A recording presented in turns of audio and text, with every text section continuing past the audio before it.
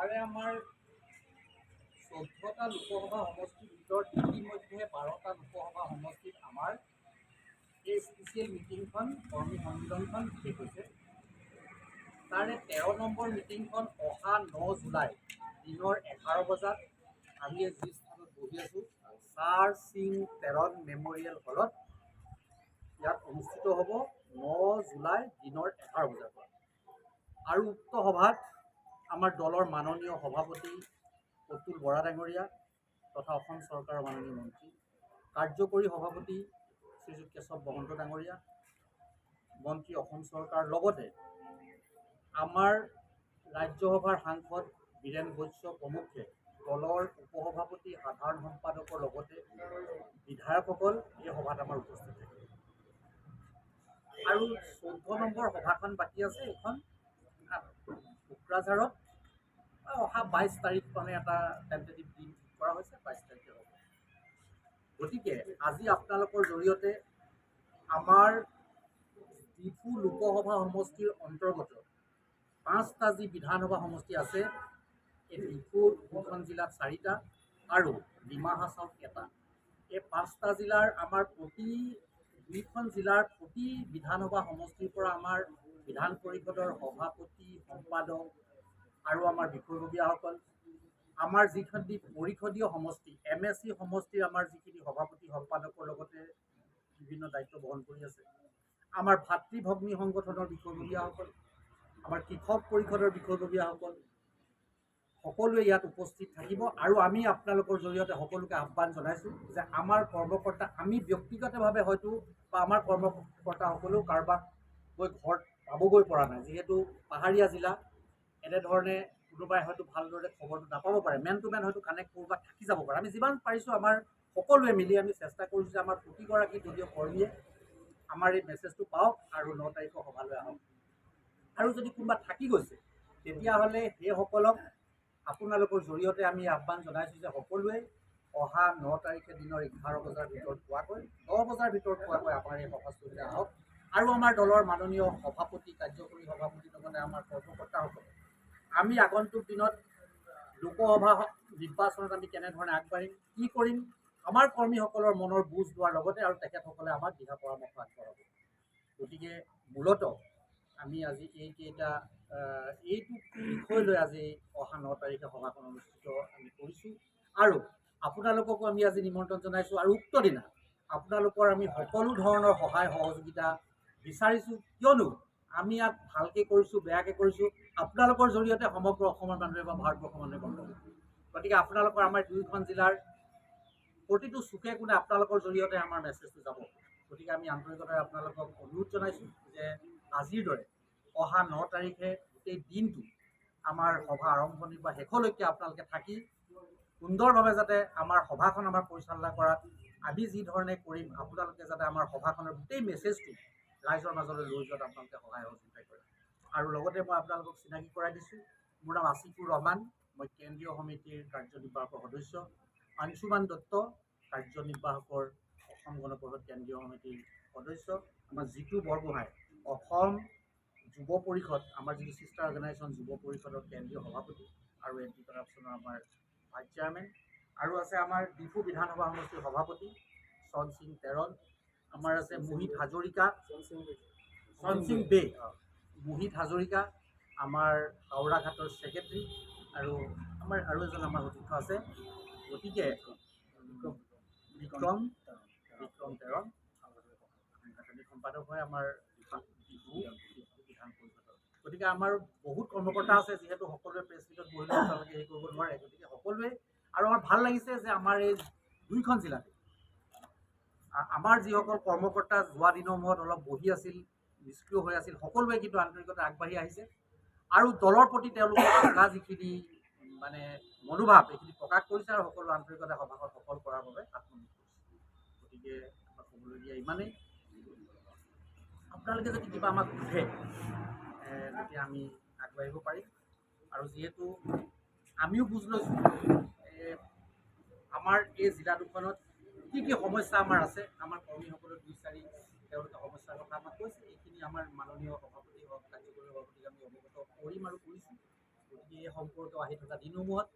এই দুইখন পাহাৰীয়া জিলাৰ কাৰ্বি আংলং আৰু ডিমা হাছাওৰ যিসমূহ ৰাইজৰ সুবিধা অসুবিধা অভাৱ আছে এইখিনি যাতে আমি এটা আঞ্চলিক ৰাজনৈতিক শক্তি হিচাপে ৰাইজৰ মাজত থাকি ৰাইজৰ দুখ বুজ লৈ আমি যাতে কিছু সমস্যা সমাধান কৰিব পাৰোঁ তাৰ বাবে আমি এই আজি প্ৰায় ১.৫ মাহে ঘূৰি আমি যিখিনি অনুভৱ কৰিছোঁ এইখিনি আমি আমাৰ দলৰ নেতৃত্বক অৱগত কৰি যিহেতু আমি চৰকাৰৰ অংশীদাৰ আমাৰ দুগৰাকী মন্ত্ৰী আছে আপোনালোকে জানে যাতে আমি আমাৰ দল আৰু চৰকাৰৰ পৰা কেনেধৰণে আমি এই দুইখন জিলাৰ ৰাইজক আমি সহায় কৰিব পাৰোঁ তাৰ বাবে আমি যিখিনি সমস্যা পাইছোঁ এইখিনি আমি অৱগত কৰি সমাধান কৰাৰ কাৰণে আমাৰ পুনৰ নিৰ্ধাৰণত আমাৰ স্থিতি স্পষ্ট আমি আদৰণি জনাইছোঁ যিহেতু আমি আগৰে পৰাই কৈ আহিছোঁ খিলঞ্জীয়া জনসাধাৰণৰ যিটো আমাৰ অস্তিত্ব ৰক্ষা হ'ব লাগে কিন্তু এটা কথা হৈছে ক'ৰবাত আমাৰ কোনোবা সমষ্টিত অকণমান ধৰক ইফাল সিফাল হৈছে খচৰাত আৰু আমি আশা ৰাখিছোঁ আমাৰ ছাজেশ্যন আছে আমাৰ মাননীয় সভাপতি কাৰ্যকৰী সভাপতি বা আমাৰ দলৰ নেতৃত্বই অহা 11 তাৰিখে ইলেকশ্যন কমিশ্যনে যিটো এটা মানে পৰামৰ্শ আগবঢ়াবৰ কাৰণে দিন দিছে আমাৰ দলৰ নেতৃত্বই আমাৰ আলোচনাৰ মাধ্যমেৰে এইখিনি মানে ইলেকশ্যন কমিশ্যনক অৱগত খিলঞ্জীয়া চাৰ্টত আপোনালোকে সমৰ্থন কৰিছে অভিয়াছলি খিলঞ্জীয়া চাৰ্ট কিখন আপুনি সমৰ্থন দিছে ইয়াতকৈ যদি অসম চুক্তি ৬ নং দফা কাৰ্যকাৰী ক্ষেত্ৰত যদি আপোনালোকে বেছি মতামত দিয়া হয় আমি এই কথাটো সদায় কৈ আছোঁ আমি মানে কিবা নিৰ্ধাৰণটো মানে সমষ্টি পুনৰ নিৰ্ধাৰণটো অসম চুক্তিৰ এটা অংশ গতিকে আমি সমষ্টি নিৰ্ধাৰণৰ লগতে ৬ নম্বৰ দফা কাৰ্যকৰীকৰণৰ বাবে অসম গণ পৰিষদ দলে সকলো সময়তে মাথা মাৰিছে আৰু যিহেতু এইখিনি ২০০১ৰ পৰা ৭ৰ ভিতৰতে এইটো হ'ব লগা এটা সময় কিন্তু পাৰ হৈ গৈ এতিয়া হ'বলৈ গৈছে যোৱা দিনসমূহতো যিসমূহ চৰকাৰ আছিল সেই চৰকাৰসমূহে নকৰিলে মানে কংগ্ৰেছে আগৰ চোৱাত নকৰিলে গতিকে এতিয়া যিহেতু কৰিবলৈ লৈছে গতিকে আমি ডিলিমিটেশ্যনটো আমি আদৰণি জনাইছোঁ কিন্তু আমাৰ যিখিনি পৰামৰ্শ যিখিনি আছে আমি এইখিনি দিম আৰু আমাৰ দলৰ জ্যেষ্ঠ আমাৰ সদস্য জানে ৮ বিধায়ক বঙাইগাঁৱৰ ফণীভূষণ চৌধুৰীৰ নেতৃত্বত ৬জনীয়া এখন সমিতি যিখন সমিতিয়ে সমগ্ৰ অসমৰ আমাৰ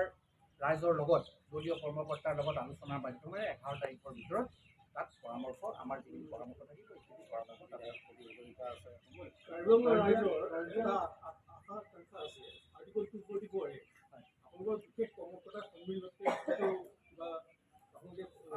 আমাৰ ইয়াত আমিতো আগতেই কৈছোঁ যে আমাৰ যিসমূহ বিষয় আমাৰ ইয়াত যিহেতু আমি কৰ্মকৰ্তা সন্মিলন পাতিছোঁ আমাৰ এই দুইখন জিলাৰ যি আমাৰ কৰ্মকৰ্তাসকল আছে 3খন জিলা মানে ডিমা হাছাও আৰু কাৰ্বি আংলঙত 2খন গতিকে যিসমূহ বিষয় ইয়াত উত্থাপিত হ'ব এই বিষয়সমূহ আমি নিষ্ঠাৰে আমাৰ দলৰ জৰিয়তে আমাৰ চৰকাৰৰ যোগেদি সমাধান কৰাৰ আগন্তুক লোকসভা নিৰ্বাচনত তেনেকুৱা কথা নহয় মানে আমিতো এলায়েন্সত আছোঁ আমি এলায়েন্সত থকাৰ পাছত আমাৰতো এটা শক্তি বৃদ্ধি হ'ব লাগিব আমি যাতে অসম গণ পৰিষদে ইয়াত টিকেট পায় বা ভাৰতীয় জনতা পাৰ্টীয়ে পায় বা UPPL পায় যে নেপাওঁ আমাৰ কেণ্ডিডেট উভয়তে কেণ্ডিডেট যে হ'ব আমিতো জয় কৰাৰ কাৰণে এই কামখিনি আমি কৰিছোঁ আৰু তাৰ লগে লগে আমাৰ দলৰো এটা স্থিতি আছে যিহেতু আমি মানুহবিলাক একগোট কৰি ৰাখিব লাগিব আমাৰ দলৰ সংগঠন শক্তিশালী কৰাৰ কাৰণে আমি ইয়াত এজিপি এটা আঞ্চলিক দল হিচাপে যিটো UCC চেণ্ট্ৰেল গভৰ্ণমেণ্টে যোনটো আনিব বিচাৰে ইয়াত আল্টিমেটলি আপোনাৰ মেঘালয় চৰকাৰ আৰু মণিপুৰ চৰকাৰ আৰু মিজোৰাম চৰকাৰ তেওঁলোকে বিৰোধিতা কৰিছে ৰিজনেল পাৰ্টি আপোনালোকৰ সেই সন্দৰ্ভত কেনেকৈ এই সন্দৰ্ভত মানে যিহেতু তেওঁলোকে চৰকাৰ হৈ কৰি আছে গতিকে আমাৰ এইখিনি কথা চৰকাৰৰ যিখিনি সিদ্ধান্ত আমি যিহেতু দলৰ কৰ্মকৰ্তা গতিকে আমি সেই বিষয়ত মানে আমি দলৰ কথাহে ক'ম আপোনালোকৰ আগত কাৰণ এইসমূহ বিষয় যদি আপোনালোকে সোধে তেতিয়া অহা 9 তাৰিখে যিহেতু আমাৰ দুগৰাকী মন্ত্ৰী আহিব গতিকে এইবিলাক প্ৰশ্নৰ উত্তৰ আমাৰ মন্ত্ৰী যিহেতু চৰকাৰী পক্ষৰ ব্যক্তিয়ে দিব লাগিব নহয়নে গতিকে আমি দলৰ কথাখিনি আপোনালোকৰ আগত আমাৰ দলৰ মন্তব্য যিসমূহ আছে এনেকুৱা প্ৰশ্ন থাকিলে আমি